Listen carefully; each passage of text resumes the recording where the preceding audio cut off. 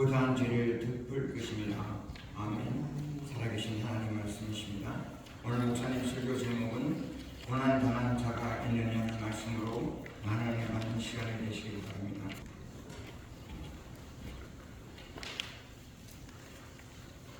미국의 그 메이저 TV 방송 중에 CNN이라는 방송이 있죠.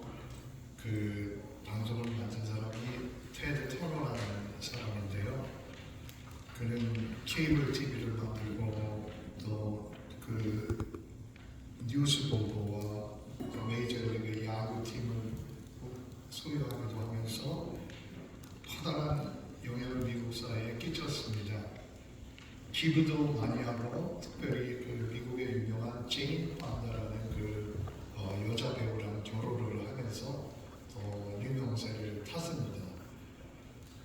근데 이 터너는 기독교에 대한 굉장한 그 반감, 거부감을 가지고 있었습니다. 1990년도에 한 인터뷰에서 얘기하기를 기독교는 패배자의 종교다. The faith of a loser 라고 이렇게까지 얘기를 했습니다. 그러면서 터너는 자기가 제인 판다랑 그 이혼하게 된 이유가 제인 판다가 기독교인이 되기로 결심하면서 그렇게 됐다라고 이야기했다고 합니다. 그런데 사실 이 터너라는 사람은 기독교인 가정에서 자라난 사람입니다. 그리고 17살 때는 선교사가 되겠다고 그렇게 작정을 하기도 했다고 합니다. 그런데 그가 20살 때 여동생이 희귀병인 루푸스라는 병에 걸립니다. 터너는 인터뷰에서 말하기를 나는 하나님께 매일 30분씩 내 동생을 구해달라고 기도를 했습니다. 그런데 그분은 내 동생을 고쳐주지 않았습니다. 사랑하는 하나님이라면 제 여동생을 그렇게 고통스럽게 하지 않았을 겁니다. 그래서 나는 당신과 아무 상관이 없다고 이렇게 신에게 이야기했습니다. 이런 인터뷰에서 내용을 밝혔습니다. 꼭 터너가 아니더라도요, 고난 앞에서 하나님에 대한 신앙을 잃어버린 사람들이 많이 있습니다. 그런데 반대로 고난 가운데서 신앙이 더 깊어지고 고난 가운데서 하나님의 살아계심을 더 깊이 체험하게 된 사람들도 많이 있다는 것입니다. 그렇다면 우리가 똑같은 고난을 겪을 때 도대체 어떤 차이가, 무엇이 이런 차이를 만들어내는 것입니까? 우리는 본능적으로 다 고난을 싫어합니다. 사람은 살면서 누구나 고난이 없는 사람이 없습니다. 저 사람은 행복한 것 같다 하지만 사실은 다 안에 들어가 보면 어느 집이든지 어느 개인이든지 나름대로 고난을 겪지 않고 살아가는 사람은 한 사람도 없습니다. 그래서 인생에는 우리가 지난주 전도서 말씀을 통해서 은혜 받은 것처럼 형통할 때도 있고 반드시 공부할 때도 있는 것입니다. 그런데 우리가 인생의 고난이 왜 오는지 모를 때가 더 많습니다. 도대체 왜? 이게 의로 인한 고난도 아니고 이게 죄 때문에 생기는 고난도 아니고 왜 이런 고난이 올까? 며칠 전에 미국의 메인주에서 어떤 총격범이 총을 난사해가지고 18명이 죽었습니다. 무고한 생명을 잃었습니다. 이 총을 쏜 총격범은 군대에서 총 쏘는 거 가르치는 사격 교관이었다고 합니다. 그러니까 그가 얼마나 총을 잘 쐈겠습니까? 경찰들은 이 사람을 잡지 못해가지고 긴장해서 주민들에게 혼잣말로 나오지 말라고 그렇게 경고를 했습니다. 그런데 며칠 만에 그저께 이 사람이 습지대에서 자기가 쏜 총으로 자살해서 죽은 채로 발견이 되었습니다. 무고한 생명이 안타깝게도 생명을 잃었습니다. 우리가 왜? 라고 말할 때 어떻게 선뜻 대답할 수 있겠습니까? 묻는 자체가 어떤 면에서 올바른 것 같지 않은 그런 생각도 들지 않습니까? 총을 쏘는 사람도 그렇습니다. 그가 무고한 생명을 죽었지만 정신병의 사람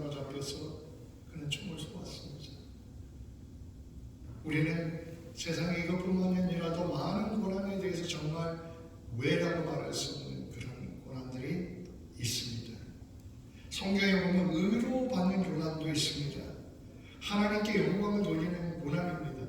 마태복음 5장에 보면 의를 위해 핍박을 받는 사람은 복이 있나니, 의를 위해서 핍박을 받는 사람은 복이 있나니 천국이 될 것입니다. 이렇게 얘기했습니다. 우리 기독교인들은 의를 위해서 핍박을 받는 사람이 되려고 노력을 해야 됩니다. 그런데 인생에 우리가 겪는 고난의 대부분은 사실 이런 고난도 아니고 저런 고난도 아니고 그 원인을 우리가 이렇다라고 말할 수 없는 고난이 이 세상에 많이 있습니다. 오늘 야고보서 본문에도 고난, 서퍼링의 문제에 대해서 말씀합니다. 고난은 지금도 있었고 야고보 사도가 살던 시대에 2000년 전에도 고난이 있었습니다. 그들도 겪었던 것입니다. 특히 야고보 사도가 살던 시대에는 예수 믿는다는 이유로 엄청난 핍박을 받고 사회적으로 배제될 뿐만 아니라 죽임을 당하기까지 하는 그런 끔찍한 시대에 살았습니다. 역사가 요세푸스에 따르면 이 야고보 사도는 AD 62년경에 교회의 지도자로서 예수님을 미워하고 신자들을 미워하는 사람들에 의해서 돌에 맞아서 순교를 했습니다. 그가 순교하면서도 주님 원수를 용서하여 주시옵소서 기도하면서 순교했다. 그런 기록이 있습니다. 이런 시대 상황 속에서 야고보서가 쓰여진 것입니다. 그래서 야고보서에 보면 1장 처음부터 고난에 대한 얘기가 나오고 마지막까지 고난에 대한 이야기가 나옵니다. 그렇게 처절한 고난을 사회적으로 겪던 시대였던 것입니다. 그런데 우리가 놀랍게도 야고보서 1장에 보면 시험을 만나거든 기뻐하라, 시험을 만나거든 기뻐하라 이런 말로 시작합니다. 다른 말로 풀어 말하면 고난을 만나거든 기뻐하라 이렇게 말하는 것입니다. 시련 가운데, 고난 가운데 기뻐하라. 이게 말은 쉽지요. 정말 우리가 그렇게 하기가 현실적으로 쉽습니까? 그런데 우리보다 훨씬 더 큰 고난을 받았던 야고보 사도가 우리보다 훨씬 더 핍박받고 어려움을 겪었던 그 시대의 성도들을 향해서 고난을 만나거든 기뻐하라 이렇게 말씀하고 있습니다. 도대체 우리가 그러면 고난을 만나는데 어떻게 우리가 기뻐할 수 있습니까? 그 이유가 무엇입니까? 야고보가 그렇게 말씀하는 이유가 무엇입니까? 왜냐하면 그것은 고난 뒤에 하나님의 섭리와 손길이 있기 때문인 것입니다. God's providence가 그 고난 속에 있기 때문인 것입니다. 그것을 보고 기뻐하라는 것입니다. 그 고난이 전부가 보이는 게 전부가 아니라는 것이죠. 하나님의 섭리를 바라보고 기뻐하라는 것입니다. 고난은 빠져나올 수 없는 동굴이 아니라 조금 가면 환한 대로가 펼쳐지는 터널과 같다는 것입니다. 동굴로 보지 말고 조금만 가면 깜깜하지만 환한 빛과 환한 대로가 열리는 것이 눈앞에 있음을 보고 소망 가운데 하나님이 예비하신 것을 보고 기뻐하라 얘기를 하고 있는 것이 아니겠습니까? 그 고난의 섭리, 하나님이 예비하신 것이 무엇입니까? 정말 누구나 고난을 싫어하는데 고난을 통해서 하나님이 우리에게 주시는 것이 무엇입니까? 야고보서 1장 4절에 보면 시련 가운데 인내를 온전히 이루라. 너희로 온전하여 구비하여 조금도 부족함이 없게 하려 함이라 말씀합니다. 우리 믿는 사람들에게요, 고난은 그냥 괴로우라고만 주시는 그것이 아닙니다. 정말 우리가 때로는 괴롭고 고난이 너무 힘들지만 그 고난을 통해서 하나님께서 우리를 단련시키시고 변화시키신다는 것을 말씀하고 있는 것입니다. 고난이 싫습니다. 그러나 때로 하나님께서 고난을 허락하시는 이유는 신자의 고난은 하나님께서 더 올바른 삶을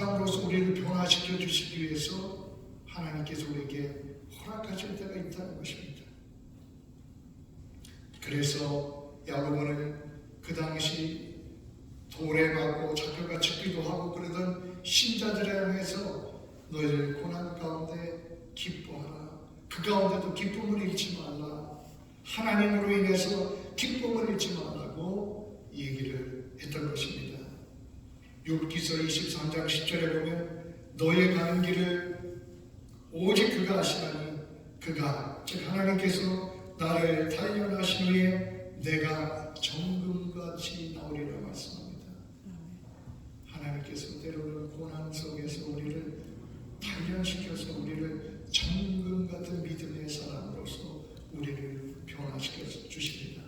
불에도 타지 않는 정금 같은 믿음으로 우리를 변화시키기에 고난 속에 우리를 두실 때가 있다는 것입니다. 베드로전서 1장에도 비슷한 말씀입니다. 그러므로 너희가 이제 여러 가지 시험을 인하여서 잠시 근심하지 않을 수 없으나 오히려 크게 기뻐하도다. 너희 믿음의 시련이 불러 연단할 때 없어질 금보다 더 귀하여 예수 그리스도에 나타나실 때 칭찬과 영광과 존귀를 얻게 하려 하십니다. 예수 그리스도에 나타나실 때 칭찬과 영광과 존귀를 얻는 그러한 믿음으로 우리를 변화시키기 위해서 때로는 그 시련 가운데 우리를 두실 때가 있습니다. 우리가 꽃을 오래 아름다운 꽃을 보려고 하면요, 그 꽃을 줄기를 잘라줘야 된다고 합니다. 특히 병들어서 약해진 줄기를 대각선으로 이렇게 잘라내야 되는데요. 그리고 잘라낸 부분을 불로 태워야 한다고 합니다. 가만두지 않으면 그 썩은 부분이 병으로 옮겨가지고 꽃이 금방 죽게 되는 것이죠. 하나님께서 우리를 훈련하시는 방법도 마찬가지 아니겠습니까? 우리가 살다 보면 우리 속에 썩은 줄기와 같은 것이 우리 속에 생겨날 수 있습니다. 그러면 그것을 어떻게 하겠습니까? 우리가 스스로 깨닫고 그것을 잘라내면 좋은데 많은 경우 우리가 그렇게 하지 못합니다. 그러니까 하나님께서 정원사가 때가 되면 그 줄기를 잘라내듯이 하나님께서 가위를 드십니다. 그래서 우리 속에 있는 그 썩은 줄기를 잘라내실 것입니다. 잘라내고 때로는 필요하다면 불로 지져서 태워서 우리가 더 아름다운 꽃으로 오랫동안 존재하도록 그렇게 만들어 주십니다. 그래서 H.W. 리처라는 사람은 고난은 하나님의 심부름꾼이다 라고까지 말했습니다. 우리가 고난을 받는다는 것은 하나님께서 온 선물로서 하나님이 우리를 인정하고 있다는 증거이다 이렇게까지 말을 했습니다. 그런데 오늘 14장에 보면 고난 가운데 특별히 병에 대해서 언급합니다. 고난 중에 병을 언급하는 이유는 병이 아무래도 어떤 고난보다도 힘든 고난이기 때문이라고 생각되는입니다. 사람이 중병에 걸리면 만사가 귀찮습니다. 어떤 사람은 소망을 잃어버리기도 합니다. 어떤 사람은 좌절해 자살하는 사람도 있습니다. 마귀는 어떻게든지 사람들에게 실망을 심고 의심을 심고 낙심을 심어서 사람을 망가뜨리려고 합니다. 그래서 예수님께서 누가복음 18장에 보면은 항상 기도하되 낙심치 말아야 한다. 항상 기도하되 낙심치 말아야 된다. 이걸 강조해서 말씀하시고 비유까지 들어서 말씀하셨습니다. 우리가 어려움이 오면요, 우리 속에 낙심이 들고 믿음을 잃어버리기가 쉽습니다. 그래서 항상 기도하고 우리 마음에 낙심이 들어오지 않게 우리 마음을 지키라는 것입니다. 욥은 의로운 사람이었습니다. 그런데 그가 말할 수 없는 육신의 고통을 당했습니다. 그뿐만 아니라 그 식구들에게도 엄청난 말할 수 없는 고난이 왔습니다. 그런데 욥은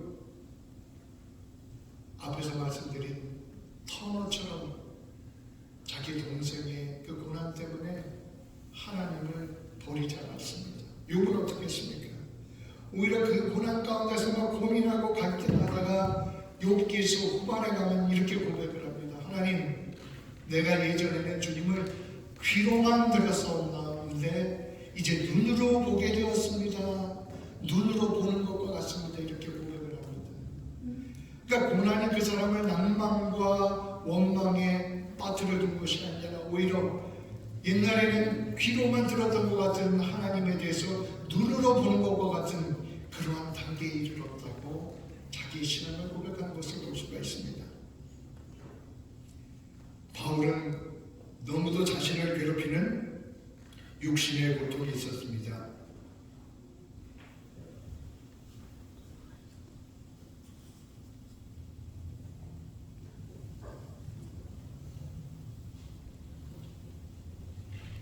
너무나도 육신의 고통이 있어서 하나님 앞에 고쳐달라고 기도를 했습니다. 간절히 기도했는데도 하나님께서 고쳐주지 않으셨습니다. 그러면서 하나님께서 내 은혜가 내게 족하다 이렇게 말씀하셨습니다. 여러분, 만약에 여러분에게 하나님께서 네 그대로 살아라, 내가 너무나도 고통스러운데 네 은혜가 족하다, 그대로 살아라 말씀하시면 여러분은 어떻게 대답하실 것입니까? 바울은 그것을 그대로 받아들였고, 성경에 보면 바울은 내가 가난에도 처할 줄도 알고 부에도 처할 줄도 알고 자족하는 법을 배웠다 이렇게 말씀하고 있습니다. 자기 몸에 고난을 가지고 자족하는 법을, 만족하는 법을 배웠다 이렇게 고백하고 있습니다. 그러면 어떤 이들은 고난 가운데서 믿음을 잃고 어떤 이들은 고난 가운데도 믿음이 오히려 더 깊어지고 그렇습니다. 그럼 이게 어떤 차이가 있기 때문에 그런 것입니까? 저는 그 차이는 무엇보다 끝까지 하나님을 바라보느냐 아니냐의 차이라고 생각을 합니다. 어떤 이는 고난 가운데서 그 고난만을 바라봅니다. 그리고 고난을 당장 하나님께서 해결해 주시지 않으시면 하나님은 없다라고 자기 기준으로서 하나님을 잣대를 재고 거기에 맞춰가는 것이죠. 그러나 고난 뒤에 계시는 하나님을 보는 사람들이 있습니다. 그 사람들은 반드시 그 고난 가운데서 더 깊은 은혜의 단계로, 더 깊은 믿음의 단계로 들어가는 것을 우리가 볼 수가 있습니다. 고난을 보면서 꽉 막힌 동굴처럼 보이는 사람이 있고, 고난을 보는데 조금만 지나가면 저기에 환한 길이 있다, 그 고난을 터널로 보는 사람이 있습니다. 우리 모두가 고난을 터널로 볼 수 있는 그러한 믿음의 눈을 가지실 수 있기를 축원드립니다. 그러면서 고난당하는 사람이 있느냐 기도하라고 말씀합니다. 이거 굉장히 단순한 얘기고 가장 베이직한 얘기 아닙니까? 고난당하면 우리가 기도하지 않습니까? 고난당하는 사람이 있으면 기도하라, 이 얘기를 어떻게 보면은 뻔히 하는 얘기를 왜 이렇게 강조하나 싶을 수도 있습니다. 그런데 잘 생각해 보면 우리가 너무 당연하다고 생각하는 것을 우리가 안 하고 살 때가 많습니다. 우리가 당연한 그 베이식, 기본적인 것만 하고 살아도 우리가 신앙생활을 잘 할 수 있을 텐데 그것조차 우리가 못할 때가 많다는 것입니다. 실제로 고난과 어려움을 당하면 기도하기보다는 자기 신세를 한탄하고 세상을 원망하고 부모를 원망하고 조상을 탓하며 그렇게 사는 사람도 많습니다. 그러다가 조금만 잘하면, 잘되면 오늘 말씀에 너희가 즐거워하느냐, 즐거워하는 자는 찬송할지라고 했습니다. 하나님께 영광 돌리는 삶을 살아라는 것이죠. 그런데 조금만 잘되면 정신줄을 놓고 하나님을 잊어버리고 우리가 세상 쾌락을 따라 살 때가 많지 않습니까? 우리가 매일 기도하며 살아야 이 험한 세상에 승리할 수 있습니다. 그런데 특별히 기도를 더 많이 했어야 할 때가 있습니다. 고난당할 때입니다. 고난당할 때. 고난이 오면 우리가 하나님이 기도를 더 세게 하라고 하시는구나, 기도를 깊이 더 하라고 하시는구나 하고 우리가 기도에 힘써야 합니다. 때로는 우리가 필요하다면 금식하면서 기도하는 것도 큰 도움이 됩니다. 그래서 시편 50편에 보면 감사로 제사를 드린 자가 하나님을 영화롭게 한다고 했습니다. 그러면서 환난 날에 나를 부르라, 환난 날에 나를 부르라, 내가 너를 건지리라, 이렇게 말씀합니다. 우리는 또 고난에 관한 오늘 말씀을 통해서 혼자 드리는 기도도 중요합니다. 그런데 함께 드리는 기도의 중요성을 우리가 말씀에서 보게 됩니다. 너희 중에 병든 자가 있느냐? 교회의 장로들을 청할 것이요, 그들은 주의 이름으로 기름을 바르며 그를 위하여 기도할지라, 이렇게 말씀합니다. 여기서 병든 자는 그냥 조금 여기저기 아프고 이런 걸 말하는 게 아니라 원문에 보면 완전히 병들어서 기력을 잃고 거의 죽어가는 그런 심각한 병자를 말씀하고 있습니다. 이런 사람들은 교회의 지도자, 여기서 장로라는 것은 목회자와 교회 지도자를 말하는 것이죠. 우리 장로님들 포함해서. 그리고 이 말은 조금 더 나아가서 교회의 신실한, 꼭 직분자가 아니더라도 기도하는 신실한 형제 자매를 초청해서 그들과 함께 기도하라는 이런 말씀으로 해석할 수가 있습니다. 우리가 자기를 꽁꽁 혼자 가두고 뭐 하려고 하지 말고 신실한 믿음의 형제 자매에게 기도의 요청을 하고 함께 기도하는 것입니다. 때로는 그를 위해서 내 약점도 드러내고 기도의 도움을 요청할 수 있는 그런 겸손한 마음이 우리에게 있어야 한다는 것입니다. 기름을 부으면서 기도하라고 얘기했습니다. 이 얘기는 옛날에 그 올리브 기름을 말합니다. 올리브 기름은 중동 지역에서 많이 먹었지만 또 약용으로도 썼습니다. 선한 사마리아인이 강도를 만난 사람을 고쳐주는 그 누가복음 10장의 비유에 보면 강도 만난 자에게 기름과 포도주를 상처에 붓고 싸매주는 그 얘기가 나옵니다. 그 시대의 민간 율법이었던 것이죠. 제가 어렸을 때도 한국에 그 이질이 돌 때가 있었습니다. 그래서 제 여동생이 2살이 채 안 됐을 텐데 그 많은 아이들이 걸리듯이 이질이 걸렸습니다. 그래가지고 먹으면은 모든 것을 설사하고 쏟아내고 그러기를 2개월, 3개월을 계속했다고 합니다. 이제 제대로 먹지도 못하고 설사로 다 쏟아내니까 제대로 몸을 가누지도 못하고 앉지도 못했다고 합니다. 그러니까 저희 어머니 아버지께서 얼마나 마음이 고생이 심했겠습니까? 그런데 그 마음을 아셨는지 어느 날 하루는 어떤 노인이 지나가다가 저희 아버지에게 이런 말을 하더랍니다.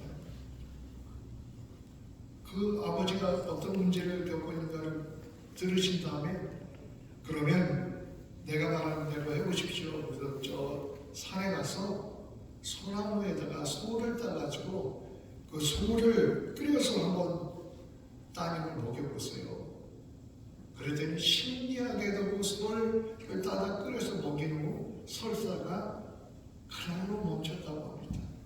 그래서 제 동생은 정말 저희 부모님은 얘는 못 사는구나 했는데 그때부터 설사가 멈추고 기력을 회복하고 살아났습니다. 저희 아버지는 이 노인에게 답례를 하고 싶어서 그 동네를 애써서 수능을 해서 백방으로 찾아갔지만 그분은 아는 분이 없었습니다. 그래서 아버지는 너무 안타까워하고 그러니까 노심초사하니까 또 그러면서 기도하니까 하나님께서 다른 누군가를 통해서 그런 방법을 알려주셨는가 보다 이렇게 저에게 말씀하셨습니다. 그런데 제가 설교 준비를 하면서 찾아보니까요, 이 솔과 소나무 껍질이 허준이 쓴 독립오감에도 나오더라고요. 옛날에 이미 허준은 이 솔과 이 소나무 껍질이 이런 이질뿐만 아니라 독을 제거하고 또 여러 방면에 효능이 있다는 것을 그 연구를 통해서 알아내고 있었던 것이죠. 하나님께서는 지혜를 주셔서 사람들에게 좋은 약을 만들 수 있게 하시고 좋은 일어날 수 있게 하십니다. 그런데 우리가 아무리 좋은 약을 먹고 아무리 좋은 의사를 만나도 하나님께서 함께하지 않으면 우리가 하나님께서 함께하면 나올 수가 있습니다. 그래서 하나님이 최고의 앞사시고 하나님이 최고의 의사이시기 때문입니다. 또한 오늘 본문 15절에 보면 믿음으로 기도하며 병든 자를 구원하리니 주께서 저를 일으키시라고 말씀합니다. 믿음으로 구하면 주께서 저를 일으키신다. 믿음의 기도는 역사가 일어난다는 것입니다. 근데 그 역사는 혹시 죄를 범하였을지라도 믿음의 기도로 인해서 사하심을 얻게 될 것이라고 이렇게 말씀합니다. 믿음으로 기도하라는 것은 되면 되고 말면 되고 하는 이런 그런 유행식의 기도가 아니라 끝까지 인내를 붙잡고 기도하라는 것입니다. 고난하고 하나님께서 함께 하심을 믿고 끝까지 기도하라는 것입니다. 믿음의 기도를 드리면 죄 지은 자도 용서를 받는다고 합니다. 우리가 때로는 모든 병이 죄 때문에 오는 것은 결코 아닙니다. 그런데 죄 때문에 생기는 병도 있습니다. 매일 술 취해서 사는 사람들은 그렇게 살면 그 죄 때문에 어떻게 됩니까? 술에 중독이 돼서 망가지지 않습니까? 몸에 안 좋은 담배나 마약을 계속 먹어대면 어떻게 되겠습니까? 그 죄 때문에 폐가 망가집니다. 탐욕에 빠져서 맨날 진탕 먹고 살아가면 어떻게 됩니까? 몸이 그 탐욕 때문에 몸이 망가집니다. 남에 대한 미움과 질투를 버리지 않고 그 미움을 마음속에 품고 끝까지 살아간다면 우리 몸에 신경증이 올 수도 있습니다. 그러나 진실한 믿음으로 하나님께서 구할 때 하나님께서 그 모든 죄를 용서하시고 영과 육의 회복의 역사를 내부신다. 이 말씀을 하는 것입니다. 이렇게 믿음의 기도는 역사가 있습니다. 우리 주님은 너무 좋은 주님이십니다. 이사야서 53장에 보면 그가 찔림은 우리의 허물을 인하며 그가 채찍에 받음으로 우리가 나음을 입었다 말씀합니다. 그가 바로 주님께서 채찍에 맞음으로 우리가 나음을 입었다 이렇게 말씀합니다. 주님은 자신이 채찍에 맞으셨고 그 대신 우리에게 나음을 주시고자 하시는 분입니다. 그래서 로마서 8장에 보면 자기 아들을 아끼지 아니하시고 주신 하나님께서 그 아들과 함께 모든 것을 너에게 주지 아니하시느냐 이렇게 바울이 말하고 있는 것입니다. 그리고 16절에 보면 너희 죄를 고백하며 병낫기를 기도하라고 말씀했습니다. 때로는 우리가 하나님 앞에 우리의 죄가 하나님과 우리 사이를 가려가지고 우리의 기도가 응답받지 못할 때가 있습니다. 그럴 때 우리의 죄를 고백하라고 하는 것입니다. 그런데 감사한 것은 요한일서 1장에 보면 우리가 우리의 죄를 자백하면 그는 미쁘시고 의로우사 모든 죄에서 우리를 사하시며 모든 불의에서 우리를 깨끗게 하시려고 말씀하십니다. 몇 가지 죄에서 우리를 사하시는 것이 아니라 우리가 정말로 회개하면 모든 어떤 종류의 죄든지 죄를 용서하시고 불의에서 깨끗게 하신다고 했습니다. 죄 때문에 생겨난 우리 삶 속에 들어온 그 죄의 영향력을 깨뜨리시고 우리 속에 회복을 가지고 오신다는 것입니다. 죄를 지었는지 안 지었는지 그것보다 중요한 것은 회개했는지 안 했는지가 더 중요한 것입니다. 가룟 유다는 은삼십냥의 예수님을 팔았습니다. 베드로는 예수님을 저주하면서 배반하며 떠났습니다. 그러나 둘의 차이는 가룟 유다는 끝까지 후회만 하고 회개하지 않다가 그 갈등 속에서 자살해 죽었습니다. 베드로는 너무 부끄럽고 슬펐지만 베드로는 회개했습니다. 그리고 달라졌습니다. 예수님 양쪽에 십자가 지실 때 두 강도가 달려 있었습니다. 한 강도는 끝까지 회개하지 않고 오히려 예수님을 조롱했습니다. 그러나 한쪽에 있는 강도는 마지막 죽음의 순간에 뵙겠습니다. 나를 구원하소서. 그 한마디를 듣고 예수님께서 오늘 네가 나와 함께 낙원에 있으리라 이렇게 용서하시고 그를 받아주셨던 것입니다. 회개하면 주님은 어떤 죄들이 용서하시는 주님이십니다. 그리고 마지막으로 서로 기도하라고 했습니다. 서로 우리가 같이 기도하는 것이 정말 중요합니다. 같이 기도하는데 역사가 일어납니다. 혼자 기도하는 것도 중요하지만요, 믿는 사람들이 가정에서 함께 기도하고 또 우리가 교회에서 함께 기도할 때 하나님이 그걸 그놈에 기뻐하신다고 말씀하셨고 거기에 역사가 일어납니다. 그래서 마태복음 18장에 보면 진실로 너에게 이르노니 두 사람이 이 땅에서 합심하여 무엇이든지 구하면 하늘에 계신 내 아버지께서 그들을 위하여 이루게 하시리라 말씀하십니다.